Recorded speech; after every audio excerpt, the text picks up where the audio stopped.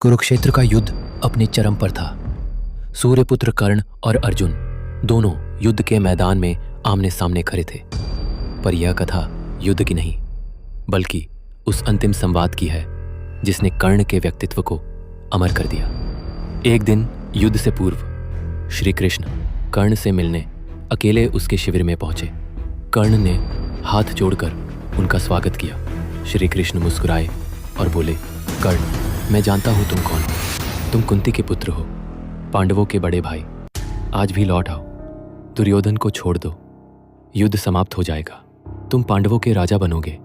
लेकिन कर्ण मौन रहा। उसकी आंखों में गहरी वेदना तैर रही थी।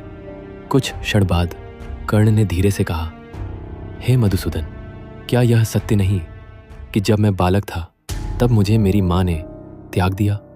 आज जब मैं मृत्यु के द्वार पर हूँ, मुझे भाई कहने वाले सब सामने आ गए हैं। क्या यह मेरे साथ न्याय होगा कि मैं दुर्योधन का साथ छोड़ दूं, जिसने मुझे सम्मान दिया, मुझे अपना समझा? तब श्री कृष्ण ने कहा, तुम सही हो कर्ण, तुम्हारा त्याग अनुपम है। पर क्या तुम्हें यह युद्ध सही लगता है? क्या तुम्हें युद्ध में निर्दोषों का विनाश उचित लगता है? कर्ण ने लंबी सांस ली। मुझे युद्ध का मोह नहीं कृष्ण, मुझे अपने कर्म का मोह है, मुझे अपने वचन का मोह है। मैं दुर्योधन का ऋणी हूं। आज उसे छोड़ दूंगा तो मेरी आत्मा मुझे कभी माफ नहीं करेगी। श्री कृष्ण की आंखें भर आईं और फिर उन्होंने कहा, हे कर्ण, तुम अपनी धर्मनिष्ठा और दानवीरता से अमर हो जाओगे। युद्ध में हार भले तुम्हारी होगी, पर इतिहास तुम्हें सदा महान कहेगा। कर्ण ने विनम्रता से कहा, मुझे यही आशीर्वाद चाहिए प्रभु, कि लोग मुझे मेरे कर्मों से जाने, मुझे मेरे जन्म से नहीं।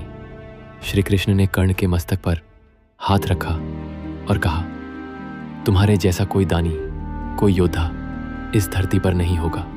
कहते हैं उस दिन श्री कृष्ण की आंखों में भी आंसू थे और कर्ण की आंखों में भी, क्योंकि दोनों जानते थे कि यह मिलन अंतिम था। अगले ही दिन इंद्रदेव ब्राह्मण के वेश में आए और कर्ण से कवच कुंडल मांग लिए। कर्ण जानता था कि यह वही कवच है जो उसे अमर बना सकता है, लेकिन फिर भी उसने हंसते हुए अपना कवच कुंडल दान कर दिया। रक्त से लथपथ शरीर पर चेहरे पर संतोष, यही था कर्ण दानवीर कर्ण। कृष्ण लौट गए।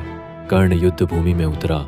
कवच के बिना भी वो अडिग था, अजेय था, पर नियति के आगे कोई विजयी नहीं होता। कर्ण वीर गति को प्राप्त हुआ।